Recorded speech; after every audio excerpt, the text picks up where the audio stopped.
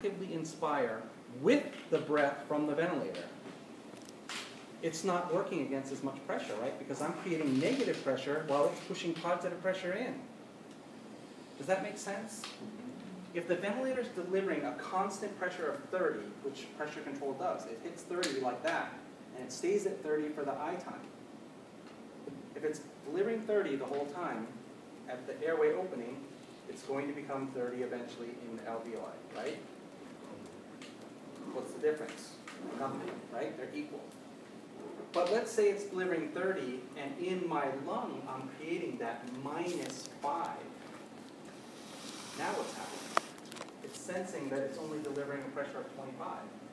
The ventilator would interpret that as an improvement in compliance. And what would it do? It would ramp the assistance down. It would ramp the inspiratory pressure down.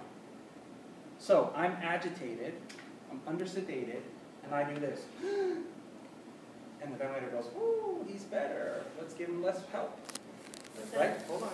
So then the next breath, I feel a little bit air hungry because I didn't get as big a volume. So what do? I go, and the ventilator says, yay, he's even better. Let's give him less help. So on my next breath, I get even less tidal volume. So now what am I going to do? Right? And the ventilator goes, wow, he's cured. Let's give him almost no support, right? And then what do? And the ventilator goes, yay, he's better than normal. Let's give him nothing, right? And pretty soon, I can't do that anymore, right? I'm too weak, and I can't do it. So I do this, right? While the ventilator is trying to push air in. What does that simulate? A loss of compliance, right? So the ventilator says, oh man, he got sick again. I got to give him more pressure. But I'm so tired, all I can do is this. So I'm fighting the vent now. And the vent says, oh man, this compliance just keeps getting worse, and it ramps it back up and probably passes where we started. Now I'm getting this great big tidal volume, and I'm feeling better, and I've rested for 5 to 10 minutes, but I'm still agitated, so what do? And the ventilator goes, yay, the compliance is better, let's give him less help. And what happens? We end up with this roller coaster of adjustments that the ventilator can't decide, right? This is where intelligence comes in, right? The ventilator cannot differentiate between changes in compliance and patient agitation. So it could keep ramping up and down incessantly and making the patient extremely uncomfortable and what we call dysynchronous with the ventilator. You or I could walk into the room quickly and say, oh man, that guy's dysynchronous with the vent, he needs more sedation, or we need to give him more support. But the ventilator can't do that. It cannot differentiate. Which is why when we put patients who have ARDS on this mode, they don't do very well. Because we give them a smaller than normal tidal volume, which is uncomfortable to begin with, and they feel air hungry all the time. So they do exactly that. And their pressures, you'll watch their pressures and their volumes, and they're all over the place. Not good. Why do you give them a smaller than normal? We'll get to that. We haven't even started talking about ARDS yet. But we will. Michael? MMV, hold on, let me just do the last part. MMV is one of the first closed-loop systems that was ever invented. It stands for minimum mandatory ventilation, or mandatory minute ventilation, depending on who you talk to. It basically, you set a minute ventilation, and it said, either meet this, or we're putting you back on volume control, okay? So it was like a pressure support mode, but if you didn't maintain the minute ventilation, it would return you to volume control at your previous settings. It couldn't go back. It could only switch you to volume control, and then you had to come in and fix it to go back to pressure support again. On the Servo I, they now have a mode that flips back and forth, and we'll talk about that later too. Give me one more second. What's the problem with this? Well, remember the example I gave you with Shiraz? If he's breathing at 10 breaths a minute and the tidal volume of 500, and we're meeting that 5-liter goal, that's our minimum mandatory ventilation, right? Or our minimum minute ventilation. But then he starts breathing at a rate of 20, and a tidal volume of 250. Am I still meeting my minute ventilation goal? Yes. But am I happy with this change in his breathing pattern? No. What if he increases his rate to 40 and his tidal volume is 125? Am I still meeting my goal? Yes. But do I want him breathing at a rate of 40? No. In that mode, MMD, it would never tell us that anything had changed, because he's still meeting that minute ventilation goal. Do you see how that can be a problem? Yes. Hold on. What was your thought? What was your question, Megan? Oh, my question was the open closed loop thing with these the different settings that we have learned, because I was kind of under the impression that since the ventilator is making adjustments under like ACP, even in ACVC. It does not make adjustments in ACVC. It never makes any adjustments. It cannot deviate from the settings that you dial in. Right, the control settings, but for the pressure, it changes. But and the it's pressure still, isn't a setting. In ACDC, the pressure is a result right. of volume you deliver. That has nothing to do with it. You're confusing volume ventilation with pressure ventilation. In volume ventilation, in ACDC, the pressure is the variable. It's not a setting. You can't control the variable. Ever.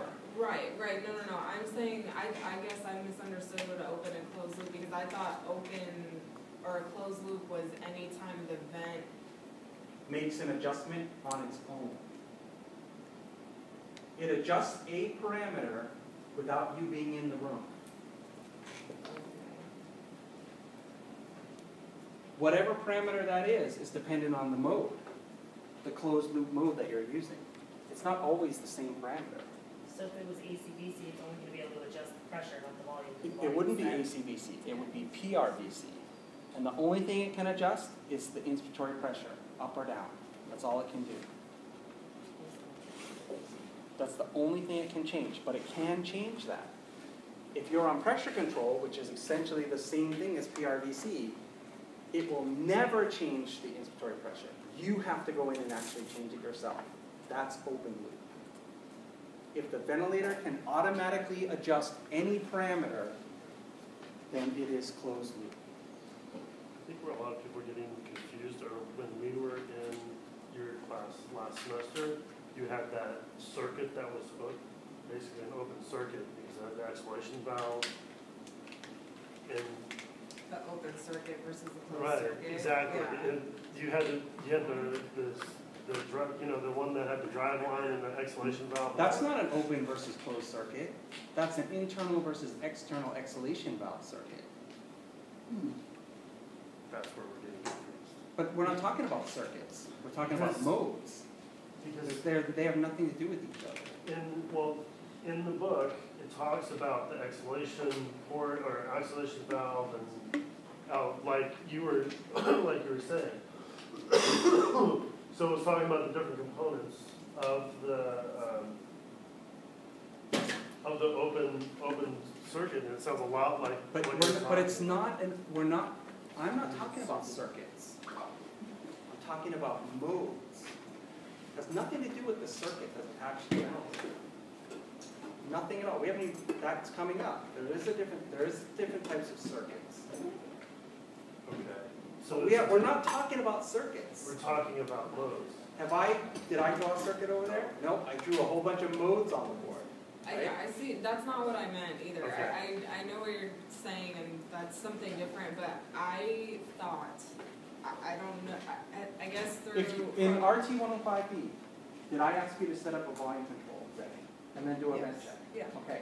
Did it ever deviate from what you dialed in? No, but it wasn't hooked up to a patient. It doesn't matter. I mean, right. It doesn't matter whether it's hooked up to the patient. But the fact that the vent can sense changes, that doesn't make it closed loop.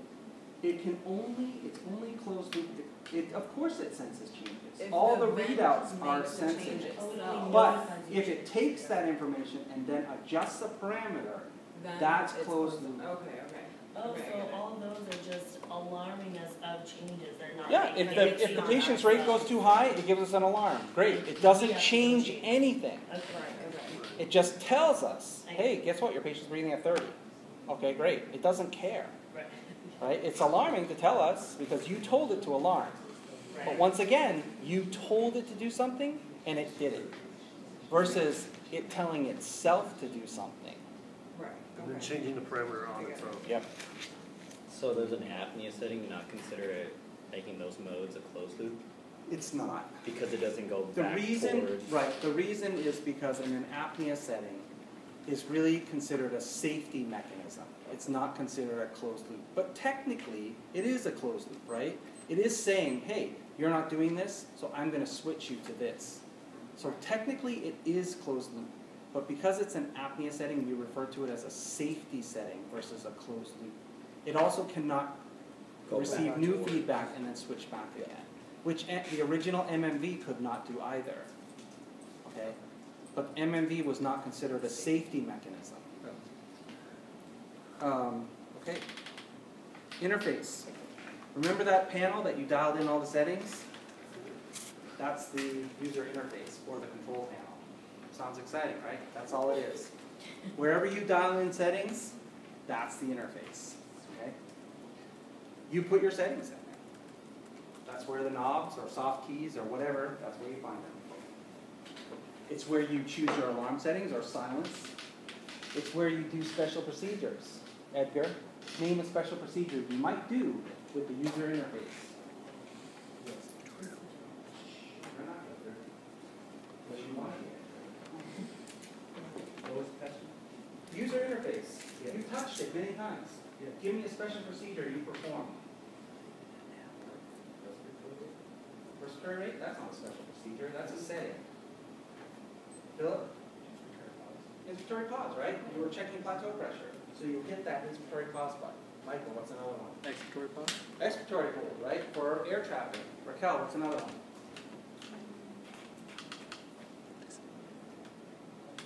Did you ever suction a patient? Oh,